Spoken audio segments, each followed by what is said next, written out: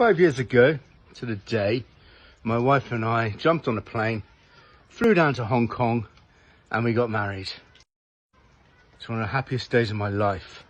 We flew down, just myself and her, and our little girl Emily, who was only a couple of months old at the time.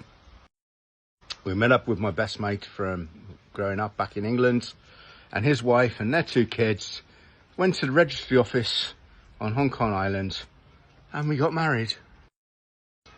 We had no connection with Hong Kong. We were living in Shanghai at the time, so it wasn't so far to go. But it was very difficult to find a country where we could get married, because with me being British Irish and Deborah being Zambian, we had to find a third-party country that would accept us. Technically, we could have got married in China on the mainland, but yeah, it just wasn't really feasible with the language barrier and all of the complications. And we'd really looked around for where can you actually get married when you're from different countries and yet you live in another nation outside of either of those countries.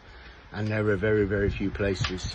Even places like Gretna Green or Las Vegas are much more complicated than you first imagine. But Hong Kong was very straightforward. And it actually became very romantic because there's just a few hours for us to fly up there. We got married. We went out with my friends. We celebrated and we went back.